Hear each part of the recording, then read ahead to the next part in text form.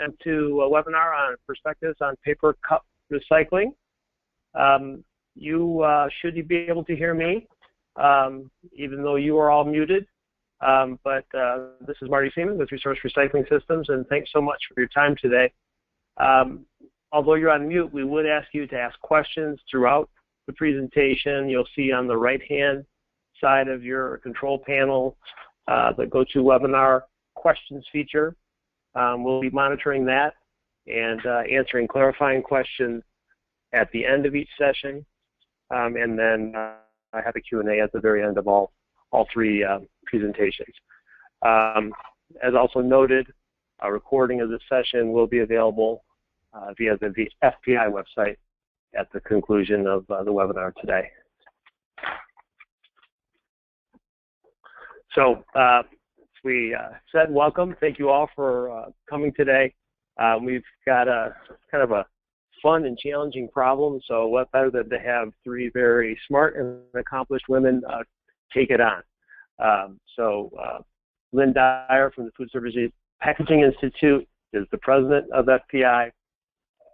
They represent packaging converters and the raw material machinery suppliers, as well as food service operators, distributors, and group purchasing organizations.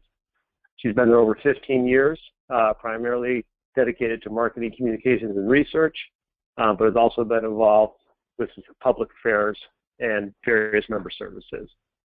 Interestingly, Lynn comes from the European Foodservice Packaging Association in Brussels and is from the University of Richmond, where she holds a Bachelor of Arts degree. Next up will be Cathy Foley from the American Forest and Paper Association, where she's a vice president. She's been there since 1993, taking over as president of the paper group in 2001. She's involved with all aspects of paper product recycling and statistics groups, and interesting areas such as market access, federal and international level, promotion of projects, recycling initiatives, forum, and the AF&PA statistics program. She previously has been both at Tetra Pak and with S.D. Warren Company as a graduate of Wheaton College in Norton, Massachusetts. So while Lynn will talk to us about the industry perspective from the producers and the users of these packages, Cathy will talk about her role as representing the mills that produce much of this material. And then finally, Elisa Seltzer from the Emmet County DPW will join us. Elisa is well known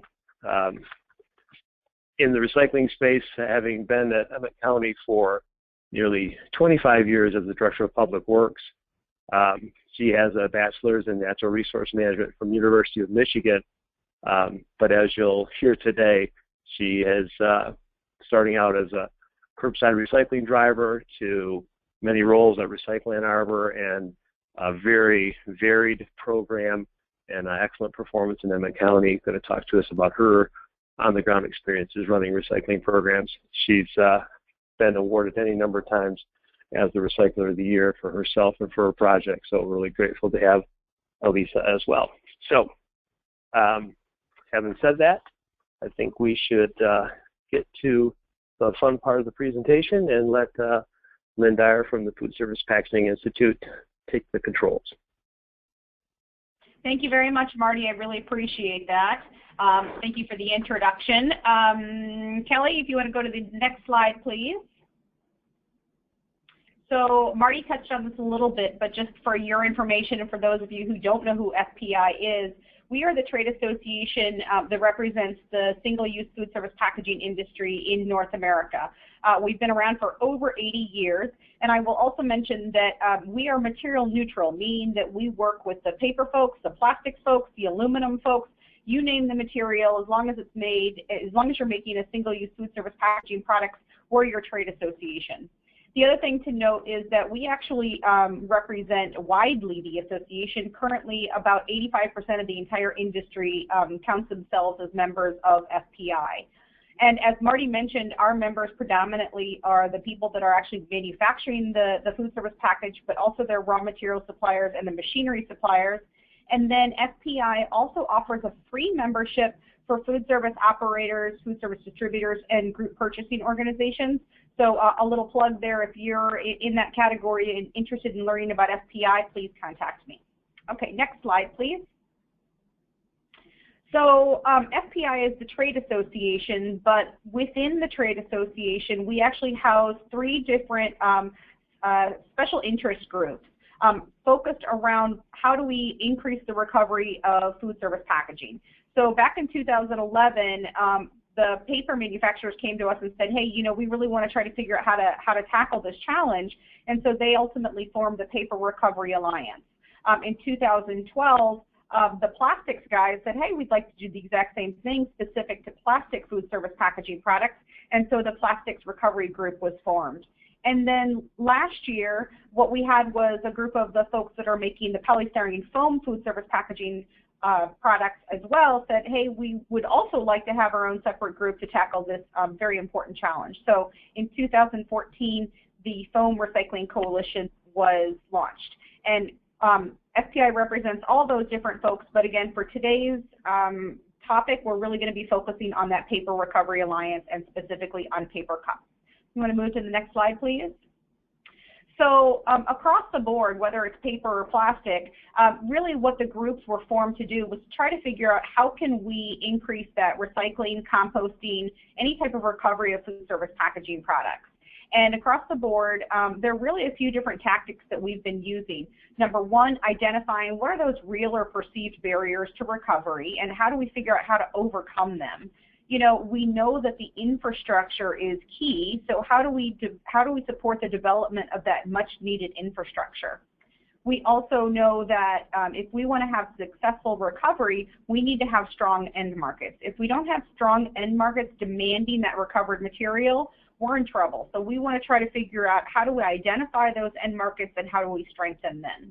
The other key part of the challenge, no matter what type of material you're talking about, is how do you educate the consumers? You know, we can spend millions and millions of dollars on making sure the MRFs can process the materials, that the cities are collecting the materials, and that the end markets are processing them. But until the consumer ultimately decides to take that paper cup or whatever the item is and put it into the recycling bin instead of to the trash bin, then everything we've done is for naught. So that's going to be a real key part of our work moving forward. And then finally, obviously, connecting with the local governments and the solid waste officials is going to be crucial as well. So can you go to the next slide, please? So again, if we talk specifically just to the Paper Recovery Alliance, here's a visual on the different members of those groups. And what you'll see here is that we have everybody from the raw material supplier side all the way up through the operators. So it's a nice mix of folks all the way through that entire food service packaging value chain. Next slide. So if we start talking about what paper food service packaging is available to recover, I think that was one of the crucial things when we first started off. It's critical to know exactly how much are we talking about and what is the type of material that we're talking about as well. So this slide gives you an idea of what order of magnitude we're talking about. So that graph on the left, that chart on the far left under all. So if you take a look at specifically paper food service packaging products, so in that realm I'm talking about things like cups, serviceware, carry-out bags, pizza boxes, containers, any type of paper food service packaging products, napkins, I would throw that in there as well, is in that all category. And you're going to see that it's made up of a number of different types of materials. So you might have molded pulp, you might have OCC if you're talking about some of the pizza boxes, you're talking about craft paper, for example, on the carry-out bags, and then you're going to have some sort of coated board when you're talking about the cups and the containers. So all told, you're talking about roughly 4.5 million tons available to be recovered in the U.S. and Canada. And I do use the term recovered because it might be for recycling, it might be for composting, it might be for an energy recovery facility. For today's discussions, we're really going to be focusing more on that recycling stream. So then if you look at that middle column, when we talk about targeted, one of the things that we did was initially we went through and looked at all food service packaging products out there and tried to figure out where are the initial targets. And when we started doing that, we realized that those initial targets are ideally cups, containers, boxes, and bags.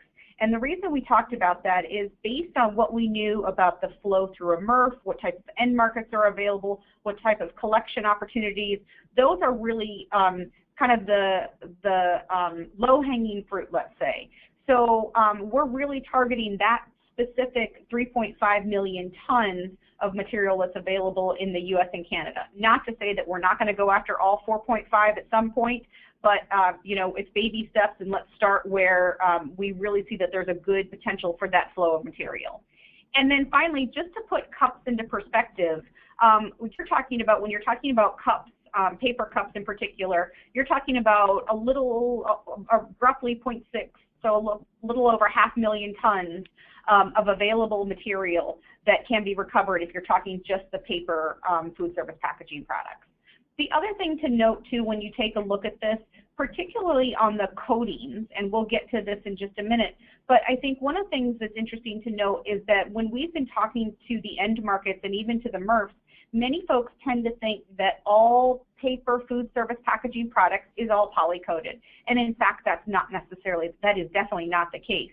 And in fact, the majority, 2/3 of paper food service packaging products is either clay-coated or uncoated completely, and only about 1/3 of the paper food service packaging by weight is actually poly-coated. If you go to the next slide, I want to share some other details specifically on the cup side. Again, so back to that discussion about poly-coating.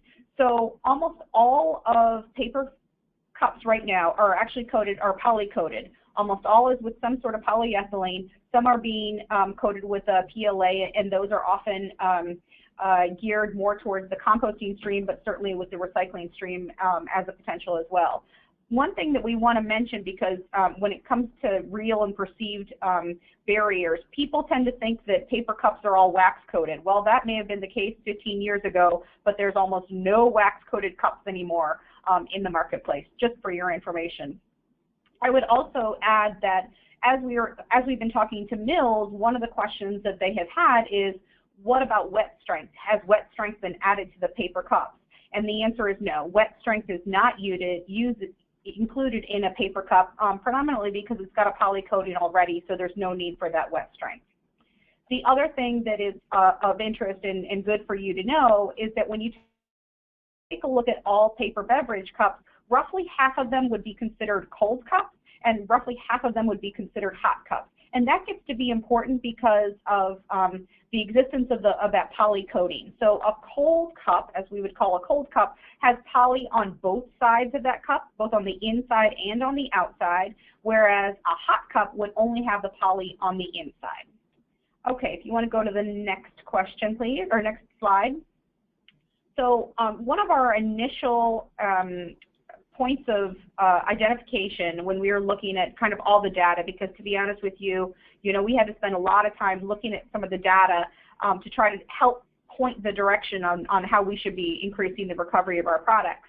And one of the interesting things that we found was when you start thinking about where can you actually collect that food service packaging, and this is not specific to cups, this is all food service packaging products, but what the data showed us is that the largest piece of the pie is actually at home. And I will tell you that, frankly, I was a little surprised when I saw that, because that I didn't agree with that at first. And then you start thinking about it, and when you realize that a typical quick service restaurant, roughly 75% of the materials from a food service packaging restaurant leave the store, whether it's through the delivery, whether it's through drive-through, whether it's through takeout. And often what we find is that people take those items out of that store, and then they're going to consume them in their car, and then ultimately dispose of those items once they get home, or perhaps they're actually in an office space, so that's that industrial, commercial, or institutional. And then you have that other chunk of in-store. So the biggest piece of the pie is home, followed by in-store. And that has really helped us to focus our efforts specifically on residential collection of food service packaging products, and in this case, paper cups. So next slide, please. So if I start thinking about the kind of the frequently asked questions, what do I get asked most often about paper cup recycling, and what are some of the things that we've learned that really is helping us to kind of position our path forward? So as you know, once the items are collected, they typically are processed through a material recovery facility. But what really happens with that? As many of you people have probably heard, there was a study that was conducted in the last year to 2 years with a number of different partners, the Foodservice Packaging Institute, Carton Council, American Chemistry Council, Association of Plastics Recyclers, as well as NAPCOR, to try to identify what happens with a variety of materials once they actually go to a MRF. In some cases, those materials have been flowing through MRFs years and years and years, and in some cases, like food service packaging, frankly, there hasn't been as much, so we wanted to really figure out what was going on. If you take a look at what that MRF study told us specifically about paper beverage cups, what we found was that when we studied 5 different MRFs and we took the results and weighted them based on the different MRFs that we used and the volume, 48% of those paper cups ended up in a carton bale. Roughly 25% of those cups ended up in one of the paper bales. 23%, unfortunately, ended up as residual, and 3% ended up in other bales. And I would also want to point out specifically that we didn't actually intervene. We didn't do anything. Essentially, we just added those paper cups, left the MRFs to do their thing just to see what would happen. So from our standpoint, we understand, okay, if we want the material to go to a carton bale because that's where it seems they naturally flow, or if they end up in the paper bales, you know, what tweaks might a MRF need to make sure that they're going to the appropriate bale? Because certainly the last thing we want to do is for it to end up in residue or contaminate another type of bale. So that's where we are right now, but certainly one of the next points from that MRF study is, again, what kind of tweaks might we recommend to a MRF interested in adding paper cups to their facility. So next step. Next slide, please.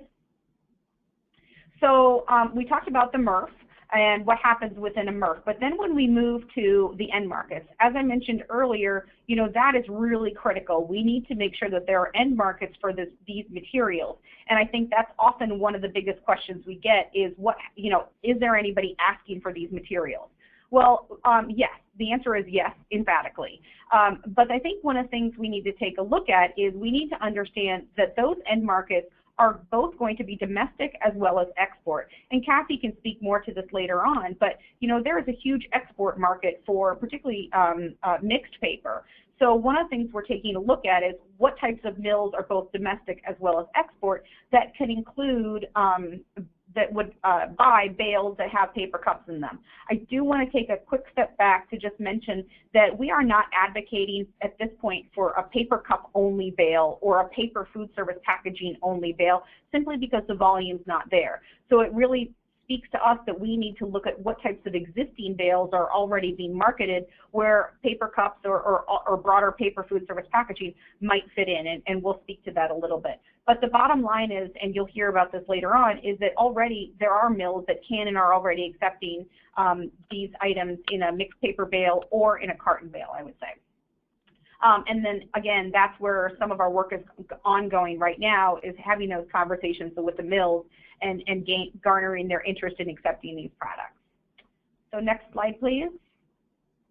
So one of the things that we did, knowing what our generation data looked like and knowing what the current bales looked like, is what would happen if you would add paper food service packaging to existing bales. So what this pie chart shows you, and this is all paper food service packaging, not specific to cups, but what you find is that at a future 10% recovery rate, so I will tell you we're not at 10% right now, we would certainly like that to be in the near future, but what it says is that in a typical mixed paper bale, paper food service packaging would make up 3% of that mixed paper bale, and polycoat, if we think about a couple slides ago, we said that roughly 2/3 of paper food service packaging is either clay coated or uncoated, and only 1/3 is polycoated. That would mean if you added paper food service packaging to a mixed paper bale, you're talking about 1% polycoat, 2% clay or uncoated paper food service packaging products.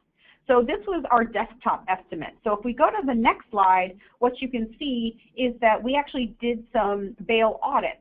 So what we did was we took a look at some bales coming out of New York City and out of Seattle to figure out, which are 2 locations where they're currently recycling paper cups, And we went to see what exactly is happening and how do our desktop estimates really compare to what's going on in the real world.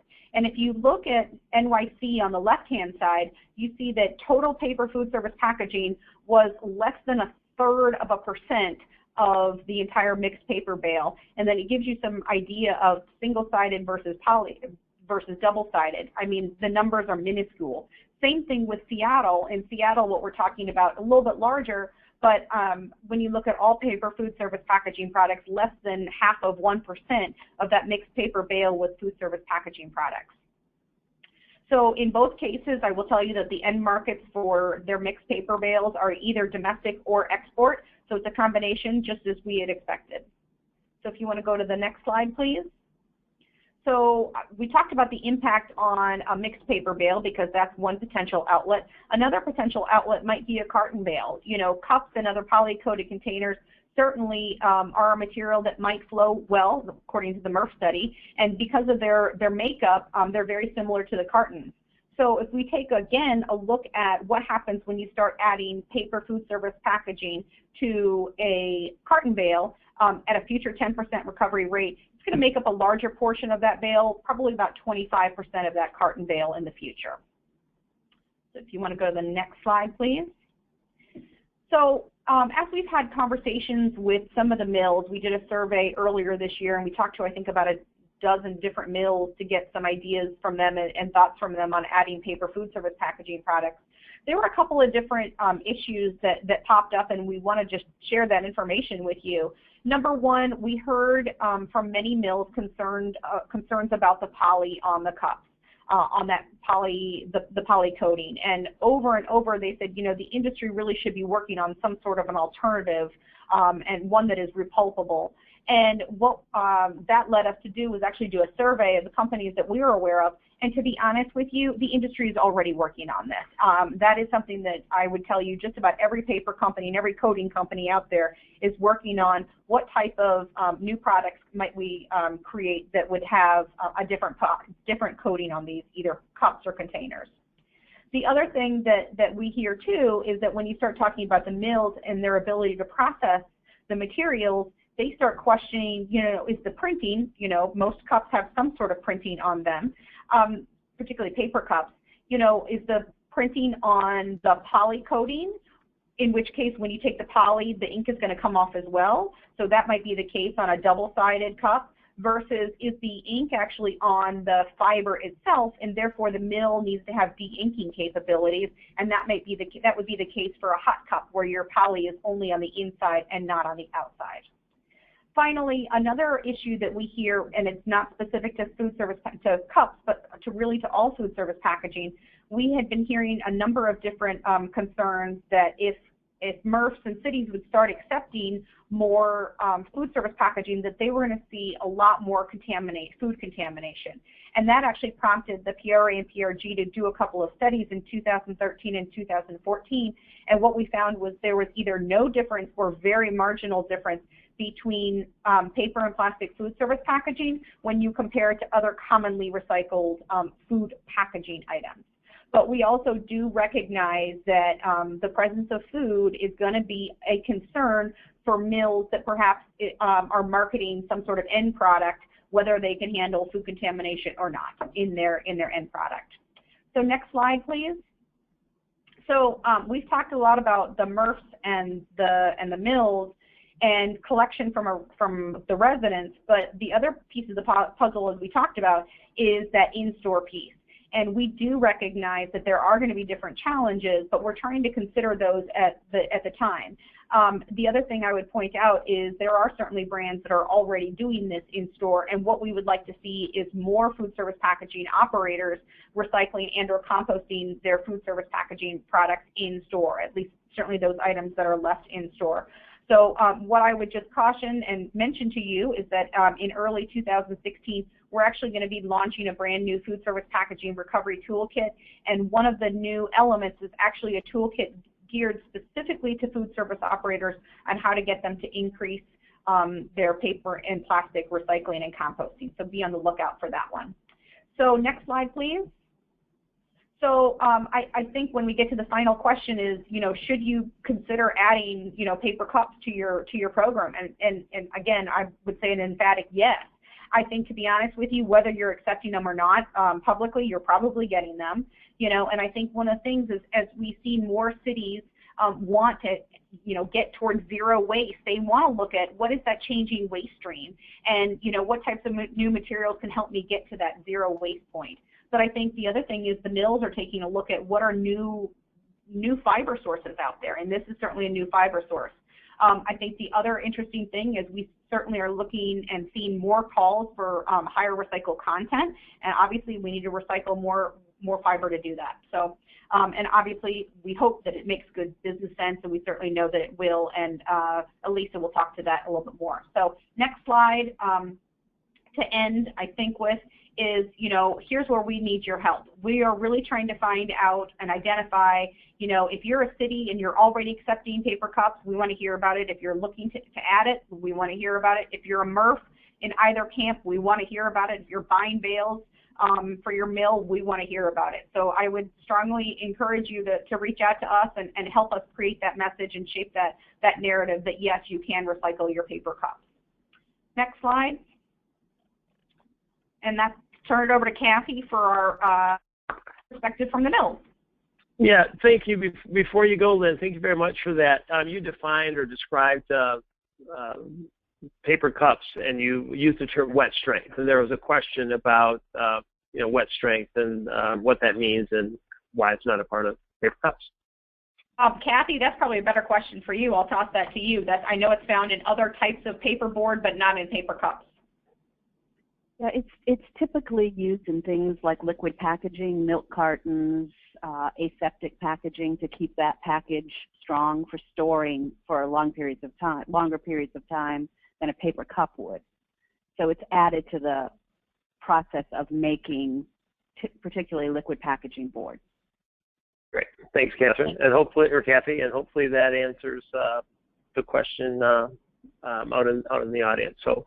Thanks for that clarifying. And now Cathy from the American Forest and Paper is going to talk to us about her experiences with the mills and their role in this challenge. Thanks, Cathy. Great, thank you. Next slide, please. So the American Forest and Paper Association, our mission is to advance the sustainable pulp, paper, packaging, and wood products manufacturing industry. In other words, we are the mills. We represent the mills. We're a fact-based policy and marketplace advocacy. We also do all the statistics for the industry. And we represent more than 86% of the U.S. capacity. For things like containerboard, corrugated, we represent well over 90%. Bleach paperboard, which makes up much of the food service packaging, we represent over 96%. So a good portion of the U.S. production is a member of AFPA. Next slide, please. We are one of the first trade associations that did sustainability goals.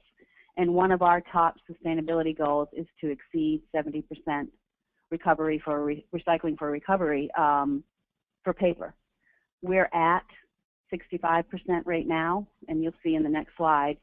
We're going to need to reach deeper. In order to get to this goal, we're going to need to get things like food service packaging. Big part of our moving forward plan in reaching our goal is to dig deeper into that stream to get more things out. You can see we have energy efficiency, greenhouse gas emissions, forestry safety, water. We've had a recovery goal even before we put these sustainability goals together. We started in the early 90s. Next slide, please. So look and you see where our goal started out. When we first did our first goal, which was to reach 40%, we were under 35%. 2014, we were at 65.4%. And I anticipate that we'll go up again next year. I mean, we don't have all, obviously we're not through the year yet. And you'll see it's gone up and down. It's a cyclical market when you're looking at recovered fiber. But on the whole, the trend has been upward since we started in the 90s. And we still have a ways to go. When we set our 70% goal, we knew that as we dig deeper into the stream, it was going to be harder and harder. But we have a commitment as an industry. Next slide, please. When you look at the collection, and this is curbside collection, you can see when we started out in 2000, everything was much more dual stream, and more programs today are going to single stream. That's not to say there's not dual stream out there, because there absolutely is, and we'll hear some more about that later. But single stream has definitely increased. It doesn't come without some limitations as you put more and more stuff together. You can end up having some quality issues, but it is the way that the systems have gone, and we're learning how to deal with it, because it's clear as we've done this research over the past 10 years that single stream is where most programs are going. Next slide, please. And this is the one where really I'd like to spend some time, and Lynn kind of teed this up. As we look at food service packaging and what the end markets are, I can't emphasize enough that each mill that's out there is different, depending on the end product they make and the equipment they have. It's not quite as easy as looking at old corrugated containers, and it can go to just about any corrugated mill. With food service packaging, whether it's in a bale by itself, or as part of cartons, or as part of residential mixed waste, the end markets are typically a tissue mill. Some goes to recycled paperboard, some goes to some corrugated markets, but it depends on their end product, and also what kind of equipment they have, like for instance to deal with poly. If they have a pretty sophisticated system, they can deal with poly pretty easily. If it's going into a lower end product, they might not have that type of equipment, so that might not be the right end market. So we have to really spend some time looking at different communities, the collection they have, and what makes the most sense for the type of bale that can be collected. As Lynn said, there's probably collection going on that people don't even know about, that the cups are getting into a residential mixed bale. There's also the export market. The export markets are very strong.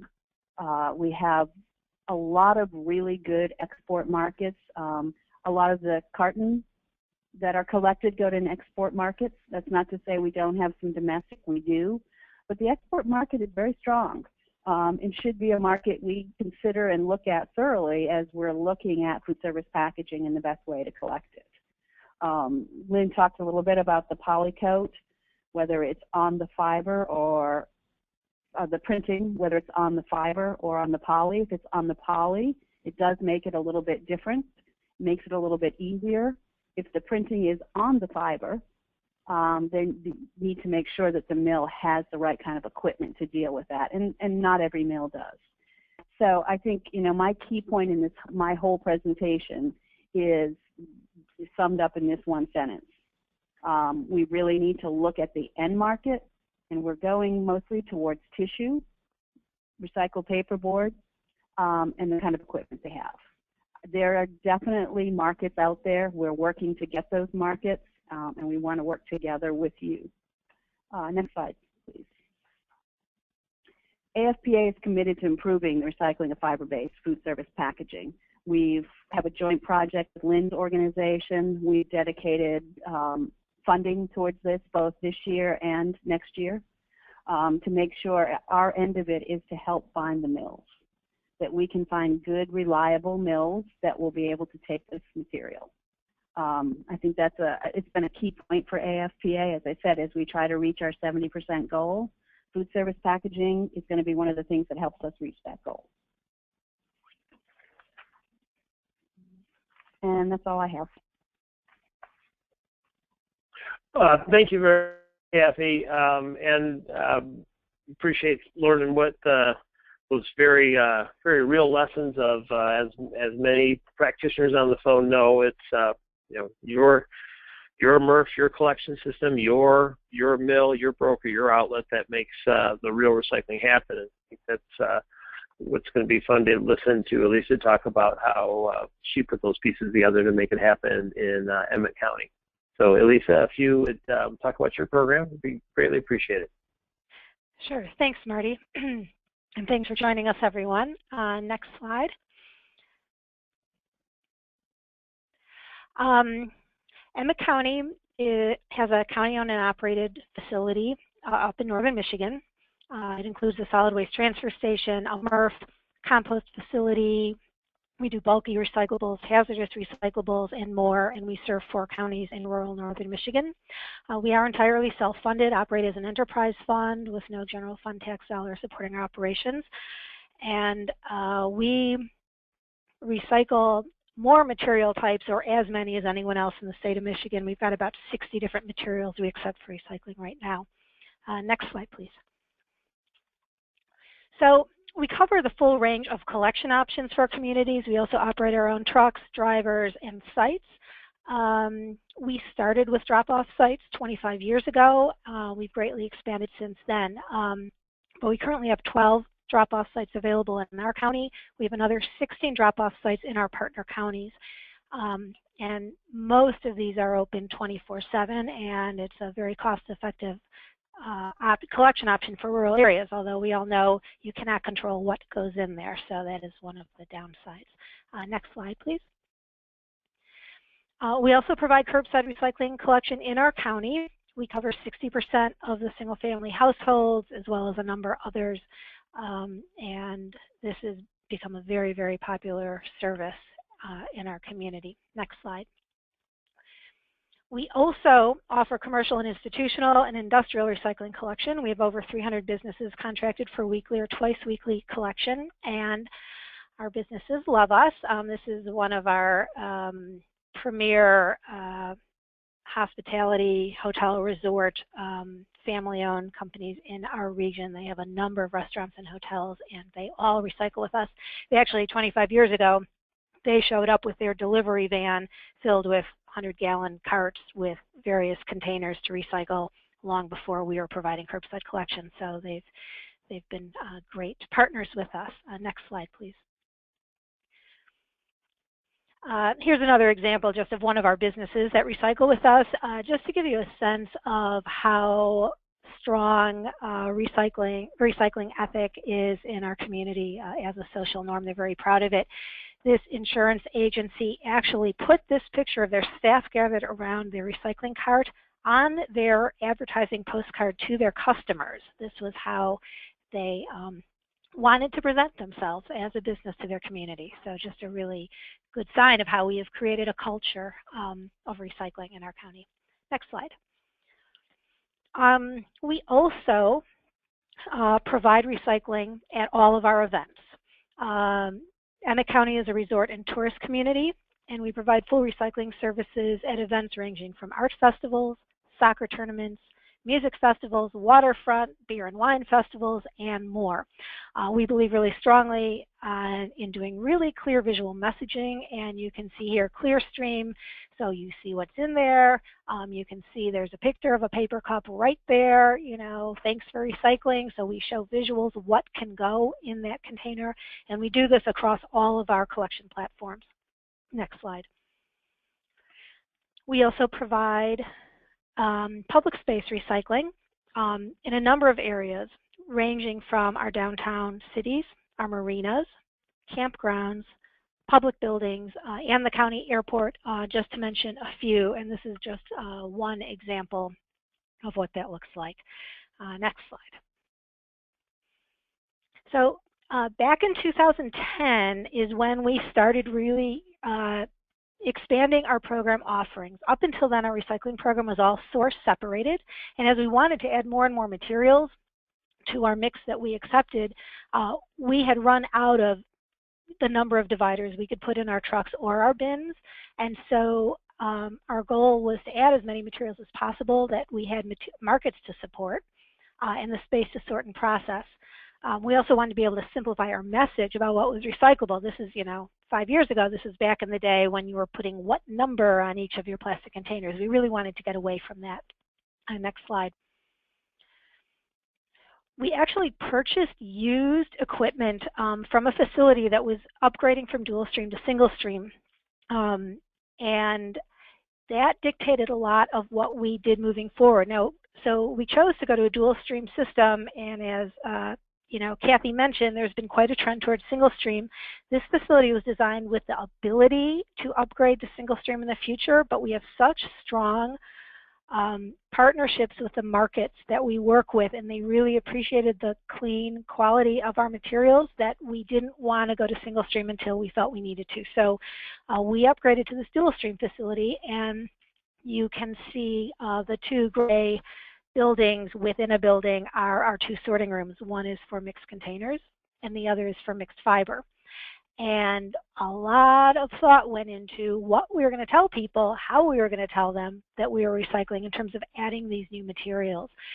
For those of you interested in MRF design, this equipment does not include any optical sorters. It does include magnetic separation, air classification on the containers to separate the light from the heavy fraction, so all the glass goes over one set of conveyors and all the plastic, paper, cups, cartons, aluminum, etc. go on the other sort.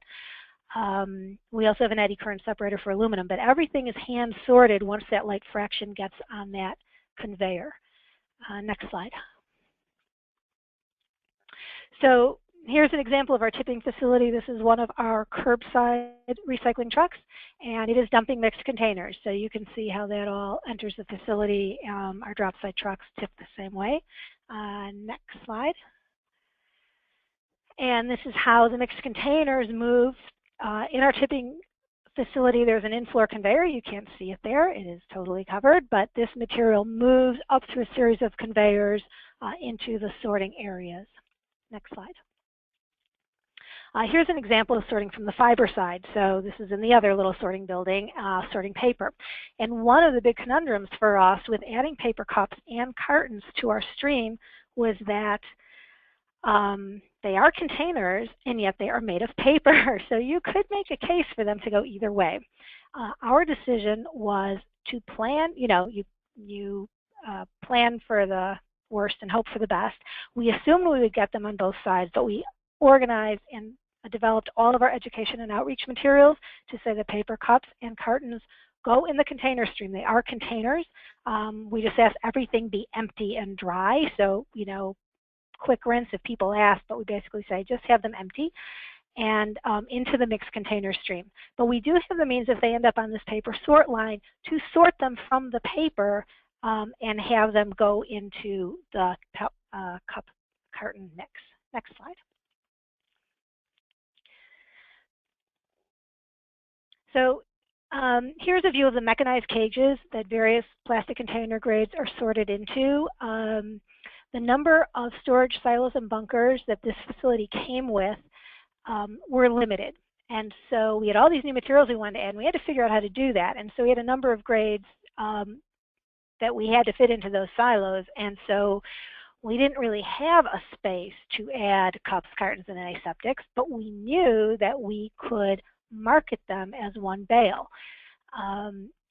So we always base new material additions on market availability, and we are fortunate enough to have a paper mill in a neighboring county called Great Lakes Tissue, and they were able to take a carton, cup, bale, both poly-coated and clay-coated and wet strength. I mean, all of it. They really said, yes, we could do this. We sent samples to them. We discussed it with them, and we really wanted to be able to add all those materials. So that became a grade, although, face forward to the public, we were just saying containers and use those graphic images to share what we meant by that. Next slide. So in terms of funding our facility upgrades, we were fortunate to get that reclaimed dual stream facility for pennies on the dollar. We also did have a variety of other funding sources, including Carton Council funding that helped facilitate some upgrades to increase the efficiency of capturing the cups and cartons from the facility, and that included air conveyance with vacuum chutes. So on the pre-pick and on the light fraction container sort line, there's the ability to grab those cups and cartons, just lift them 12 inches, and the air will suck them to the appropriate place. Next slide. Here's an image of sorted cups and cartons, and I would just like to point out that they're really beautiful. It's our most colorful stream. There was some discussion earlier of what happens with all that printed material, but for us, as long as we need the mill can handle it, they're really quite a beautiful bale, and there's been no trouble at all. You can see there's some cups in there in that mix. Next slide. This is one of the things we did at our facility to take a facility that was designed for fewer sorts. We actually added, this is kind of adding a silo, this yellow container. This is a container silo designed specifically for our facility by RRS to enable us to efficiently capture those cups and cartons as a new material grade and then get them air convey to these mobile silos, and we have a number of them, and then just be able to roll or forklift that silo right to our in-feed conveyor and feed them onto the line. Next slide. Here is one of the carton and cup bales coming off the baler. As you can see, it's still beautiful. They're very dense bales. We've had no problems with odor or liquid or anything. I mean, they're as clean as any other bale that we have in our facility. Next slide. So here's a picture of Great Lakes Tissue in Sheboygan. Due to the proximity of the mill, we've had the opportunity to send partial or full truckloads to them, which added some flexibility for us. And they've been really great to work with. Pricing has been good, consistent, and we've never had problem moving loads. And so, you know, we handle so many different grades of materials. Those are all pluses in my book, and it's been one of our most successful new material adds that we've ever done. Next slide. These are the kind of materials that that Great Lakes Tissue makes. Cathy mentioned, you know, how each mill, you know, has its own specific product. Great Lakes is a tissue mill, and so they're making paper toweling and tissue toilet paper rolls, etc., and sell them locally, and they sell under various brands, obviously. Next slide. I want to talk a little bit in the few minutes we have on our education and outreach. We do have message centers at many of our drop sites, and it might be hard to see, but Recycle More, Sort Less is when we debuted our dual stream. You can see the image of the paper cup right there with the other containers. So we're really clear and upfront that it is a material we take. And because it was a new material, not something like a #2 plastic jug that we've been taking for many years, we really wanted to emphasize that we could recycle it. Next slide. We put our recycle guides on brochure racks, which are on one bin at every drop site we have. So it's a real easy place so people can learn how to recycle and what we recycle, where they recycle. Next slide. One of the other grants that we got from the Carton Council, which is really, really fabulous. When we first added cartons and cups, they helped us with a promotion education grant. We had a challenge, which was to collect 10,000 pounds of cups and cartons in 10 weeks. Now, remember, this is a brand new material that we're adding, but we were able to do outreach where people buy these materials, where they recycle them, where people go for information, as well as some public art. So where people buy products, one of the neat things we're able to do is actually create a shelf talker, which is what goes in a little space on the grocery store shelves. When people go to buy, say, an aseptic carton of soup broth, there's actually a little image that says cartons are recyclable. So the same thing can be done with cups, where cups are sold in stores. So people get the message right when they're buying that packaging, that container, to know that at the end of its life it is recyclable. We also, as I showed, where people recycle at the drop sites, we have those guides and message centers. And then where people go for information, we did a series of radio ads, newspaper ads, as well as a whole section on our website, as well as outreach on Facebook for where people go for information that they're going to find out that we can recycle these. And then we did some creative public art. Next slide. We had a local artist and sculptor create these carton and cup cranes, and they're made out of metal, but all the wings and the feathers are made of cups and cartons, and they got a ton of press and attention, and we moved them around the county. They sat in front of the art center, in the foyer of the library, and so people were really like, where are they going to be next? And it kind of created this buzz around it, and it was really exciting. Next slide. So I was asked to speak at the Emmet County Republican Women's Club, and the chair of that group actually was quoted as saying that the Emmet County Recycling Program is a dream for Republicans. We have a very conservative community up here, and that was actually in the paper with this picture, and she literally called and she said, we want the carton crane at your talk. We want it to come visit us. That's how much of a buzz it created in our community. Next slide. So the promotional campaign results were really amazing. We exceeded 10,000 pounds in 10 weeks of cartons and cups. It increased by 50% the amount of volume coming in. And one of the schools actually had not been recycling at all. When they found out they could recycle their milk cartons, they actually started recycling as a result of doing this campaign. So that was pretty neat. Next slide. We continue to grow in terms of the volume, and the revenue continues to grow as well, showing that it is worthwhile doing for us. Next slide. And here you can see there's a little dip in 2013, but overall the trend has been up. And again, we're a small rural community, and we processed 92,000 pounds of cartons and cups in 2014. Next slide. We really focus everything on community building, and I just included this so that you know that it always comes back to that for us, that recycling is part of creating a vibrant community, and people really connect with that here. And that is all I have. We have really, next slide, just in conclusion, we were very hesitant to add cups and cartons as a grade to our facility because it was so space constrained, but it has been a really, really positive experience for us. And I welcome any questions. Thanks so much.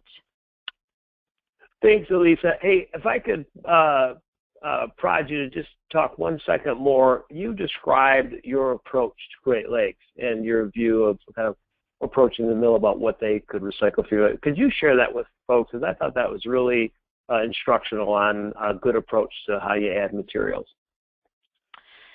So we always try to build a grade to a market specs. So we've done this with actually all of our materials. Like if we want to pull something out of the waste stream and move it into the recycling stream, we look for what markets there are available in our region, ideally, although I know, sometimes you have to go outside of your region, but within the region, and then we approach them and find out what their specs are, what their needs are, what their concerns are, and we address those, and we can spend 1 to 2 years just on development in-house for understanding the industry specifications, and then work on the layman description of what that material, how we're going to call it to describe it to the public, because it's very different terminology when you're talking within the industry to when you are expressing it in your outreach and education materials.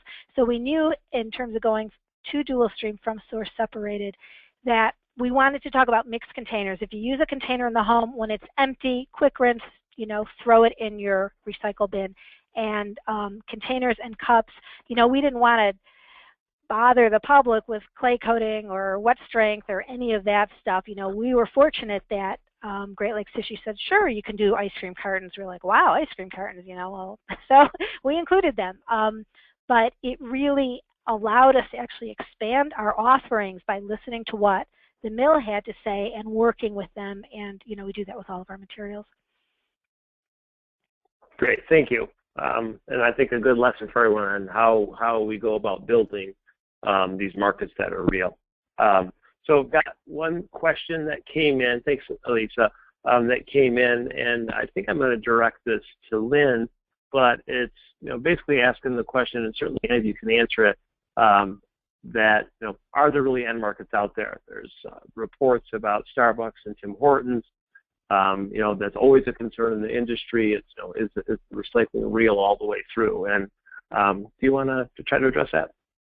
Sure, absolutely. I think the bottom line is, are the end markets real? Yes. The answer is clearly yes. I mean, Elisa just showed you an example about how Great Lakes is accepting these materials.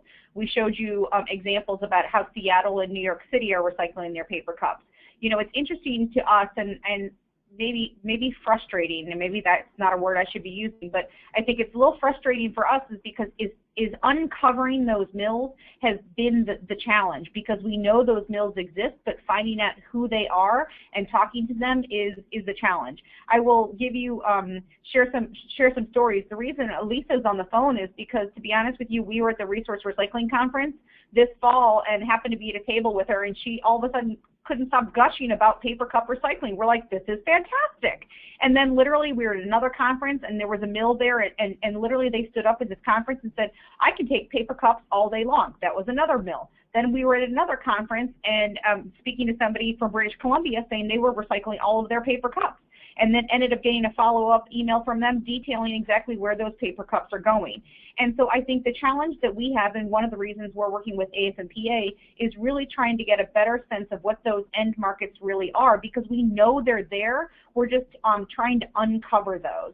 As to the question specifically about the CBC story on Tim Hortons and Starbucks, you know, that is not a question about whether there are end markets or not. That is a question of whether those products are actually being put into the recycling bin. And I think that speaks to my earlier point of it's really important to get the consumer engagement, and perhaps one thing we need to add on there is the engagement of staff. So if you're, you know, actually recycling in store, making sure that those bags with the recyclable materials are going into that recycling bin instead of that trash bin. I can't speak to for Starbucks or for Tim Hortons, but absolutely those end markets are there, and those products should be going into those recycling bins. Does that answer the question, I hope, for those of you who asked that? If not, you can always follow up with me later on. So, any other questions, Marty?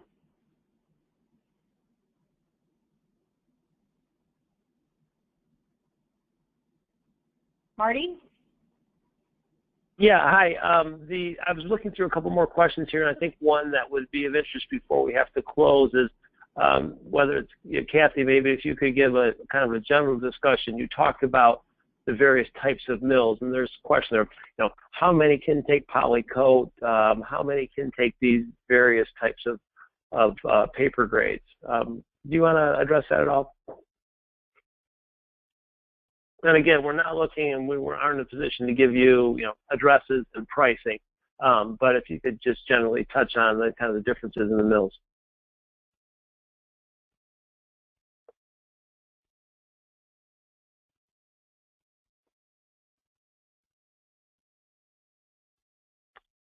Maybe Cathy's not there. Sorry, can you hear me? Yeah, there we go. Thanks, Cathy. I'm sorry. I can't give you an exact number of mills that can take polycoated per se. I mean, it goes to what Lynn said. We're trying to uncover that now. There's a number of mills that can take polycoated as a percentage of a mixed paper bale. There are some that can take it, as we saw with the tissue mill, all on its own. But I can't give you the exact number because that's, you know, that's the project that we're working on right now. But they're out there, and we'll find them. And then you, as you mentioned earlier, you don't view that as a strictly domestic approach at all. That would include all of the Americas and really the whole global marketplace, right? Yes. As I said, the global marketplace is very strong on exports right now. Great. All right. Thank you.